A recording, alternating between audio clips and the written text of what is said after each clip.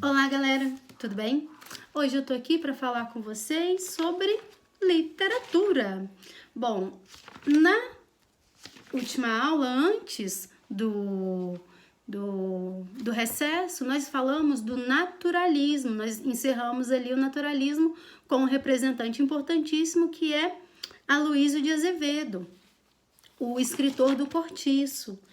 Hoje nós vamos falar sobre o parnasianismo. Que corrente literária é essa?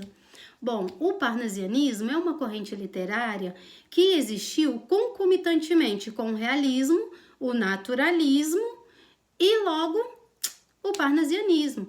Qual a diferença do parnasianismo em relação às demais correntes literárias que existiram no mesmo período ou na mesma época? Bom, a diferença é bem simples, é que enquanto o realismo se concentrava em estudar o sujeito enquanto indivíduos, perfis psicológicos, os traços psicológicos do sujeito e tal, o naturalismo abordava também os temas da realidade, estudando esse mesmo sujeito, porém, enquanto coletividade. Esse sujeito, uma vez posto em sociedade. E aí, o naturalismo, por base em suas observações científicas, fazia ali a descrição ou a formatação das espécies ou das pessoas, por assim dizer. Enquanto o realismo e o naturalismo se preocupava bastante com a realidade, com o que acontecia ao redor, com o contexto social da época, com o cientificismo e essas coisas tão profundas, o parnasianismo, por meio da poesia, se preocupava em cultuar o belo. Era uma busca por valores antes já tão preservados na literatura e que vinham se perdendo com o realismo e o naturalismo. Por quê? Essas duas vias literárias estavam muito preocupadas em demonstrar as chagas da sociedade, os sofrimentos, as dores sociais e as dores individuais, correto? Aí o parnasianismo ele vai propor essa fuga da realidade, como, por exemplo, uma frase que define bem o parnasianismo é a arte pela arte. É isso que o parnasianismo faz, ele cultua o belo, o que tem de mais bonito. Por exemplo, se eu acho esse copo bonito, eu faço um poema todo voltado para a beleza desse copo. Não importa se esse copo é fruto do trabalho, da exploração infantil, não importa. O que importa é que ele é bonito. É bonito e é meu. Acabou. É isso que o parnasianismo faz. Ele não se preocupa com a sociedade, com as chagas da sociedade, com as dificuldades. Não. O parnasianismo se preocupa apenas com a beleza das coisas, a beleza dos objetos, a beleza das pessoas, e é a arte pela arte. Ou seja, a estética é tudo predominante. Nada é mais importante para o parnasianismo do que a estética.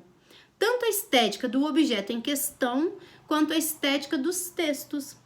No parnasianismo predominou a poesia. Então essa poesia era uma poesia muito rica e a estética dela era perfeita, como era a composição poética na época. Geralmente a composição poética era por meio de sonetos, que são aqueles poemas com 2 quartetos e 2 tercetos, composto de rimas ricas, de métrica,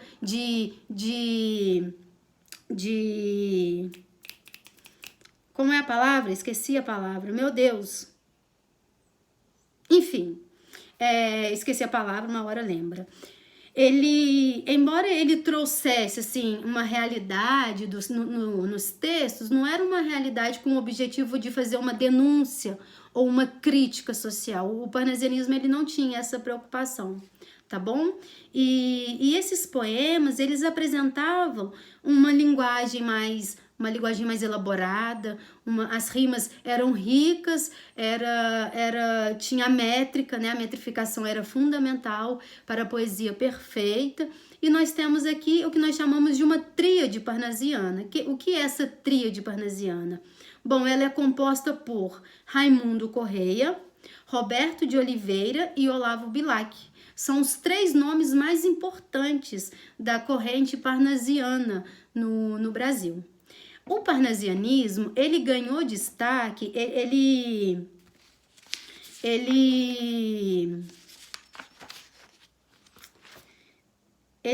se fundamentou ali, ou ele se estendeu para a sociedade de modo geral, por quê? Na época não existia, né, assim, o entretenimento que nós temos hoje, TV, internet, filme, cinema, nada disso. Então, como que as famílias se entretinham? Lendo. As jovens donzelas adoravam ler, especialmente poesias. Então a poesia entrava nas casas das pessoas, e essa poesia rica, bem construída, bem elaborada, bem montada, né? Uma poesia riquíssima, belíssima.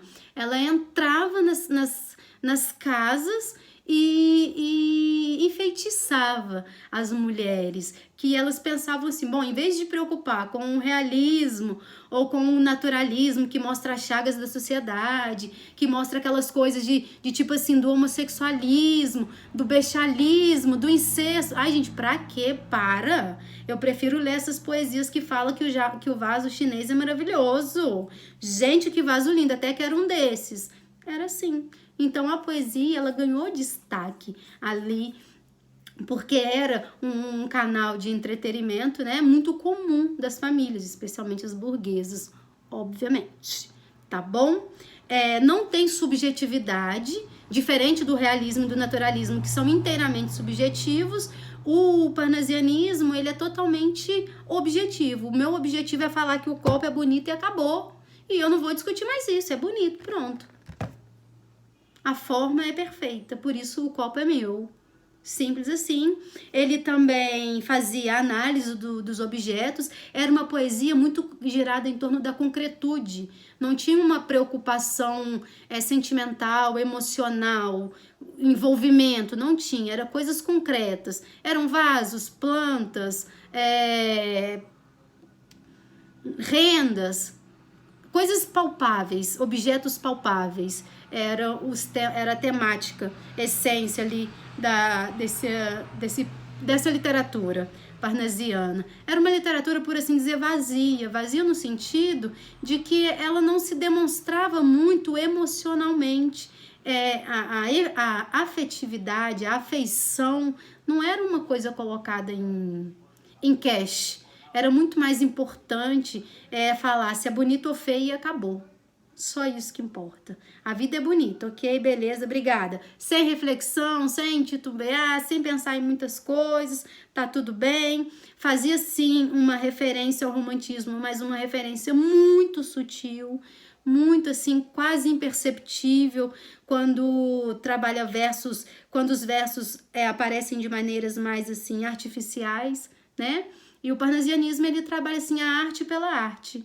O que é arte? O que é um poema? Poema é um texto bem escrito, então vamos fazer um texto perfeito. O vaso é uma arte, o vaso de argila. Então vamos falar dessa arte de uma maneira perfeita. Então exaltava a beleza das coisas, a beleza da forma, a beleza da criação artística. A criação artística tinha que ser perfeita, linda, maravilhosa, esplendorosa. E era assim que tinha que ser para o parnasianismo, tá bom? Importante falar da tríade parnasiana, que nós temos ali um nome muito interessante, que é o Olavo Bilac. Ele foi um grande amigo do Machado de Assis, um grande influenciador. Inclusive, ele participou, ele teve sua participação na fundação da Academia Brasileira de Letras. Ele trabalhou ali ao lado do Machado de Assis, então ele teve uma importância muito grande para a literatura. Esse nome, Olavo Bilac, é um representante do parnasianismo, assim, que teve um destaque diferenciado. Ele foi muito além da poesia, sabe? Ele deu uma pincelada, uma desviada de caminho ali, deu uma passeada bem rapidinha pelo realismo, juntamente com o Machado de Assis, que foi o fundador do realismo. Nós já sabemos disso e já falamos tanto do Machadinho, agora deixa o homem descansar. E é isso, a função do parnasianismo era decorar. Eram poesias que decoravam a alma das donzelas que liam. Era o que falava das formas bonitas, maravilhosas, perfeitas. Enfim, só isso. A estética era tudo. Não existia amor, assim, era um amor muito supérfluo, muito raso, sem exagero, sem igual o romantismo. No parnasianismo não tem espaço para esse exagero infundado, tá? E o que mais eu preciso falar? Só isso mesmo. Era descritivo, era detalhista, o que parecia também com o realismo e com o naturalismo, característica da descrição, do detalhamento, análise de coisas, enquanto o realismo e o naturalismo analisava pessoas e os seus comportamentos, o parnasianismo analisava objetos. É isso que ele fazia, tá bom? No mais, tudo que vocês precisam saber está na apostila, no assunto 8. Para mim, a página é 34, o conteúdo. E o que eu gostaria que vocês fizessem são os exercícios das páginas 35 a 38. Isso, por favor, façam os exercícios da 35 a 38 para que na próxima aula eu possa corrigir com vocês, ok? Qualquer dúvida, vocês sabem como e onde me encontrar. Tá bom? No mais é isso. Beijos de luz e sim, eu estou morrendo de saudade de vocês. Tchau, tchau.